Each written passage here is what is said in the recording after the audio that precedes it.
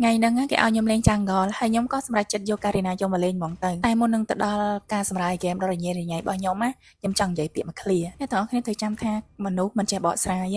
ងាយនឹងគេស្អប់បំផុតវាខុសពីមនុស្សដែលចេះបកស្រាយព្រោះមនុស្សដែលចេះបកស្រាយគេចេះកន្លែងរឿងការពិតខ្លះខ្លាំងខ្លះអញ្ចឹងទៅគេអាចចោទមកយើងថាយើងជាមនុស្សប្រភេទអីចឹងទៅយើងក៏ខ្លាចជាមនុស្សអាក្រក់មកព្រិចភ្នែកហ្នឹងឯងឥឡូវចូលមកដល់ហ្គេមយើងវិញកុំឲ្យវែងឆ្ងាយពេកពួកអដែងចូលអញចូលហើយចូលហើយអញហេរតនាអស់ឆ្កែខាំហើយហើយមានផ្ទះតាណាអូអញចាប់បាត់ហើយមានផ្ទះលេងមកក្បាច់នេះមកពួកដែងលើកនេះមានរត់ចោលគ្នាណាដាក់បឹបបាទមកខៀលដែរលេងកុំរត់ចោលគ្នាចឹងអាយ៉ាចំណៃនៅក្នុង mobile មានសត្វឃ្លុំទៀត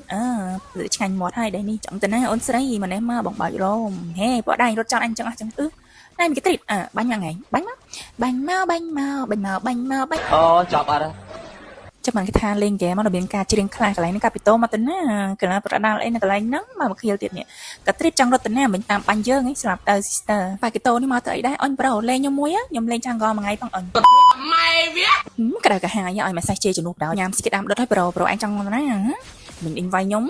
វាយវិញមកប្រូចឹងទៅណាស្លាប់តាចេះអីតាឯងខ្ញុំក៏ចេះដែរប្រូអាដៃមីដៃចំណៃមកហើយខ្វាច់ដាក់មើលនៅតុកអញល្អកូនចាញ់មកអាដែងវាដែងវាយឡនអីយកហ្មងអញតប៉ាគីតូមកហើយណែជួយអញទៅណាហើយអាដែង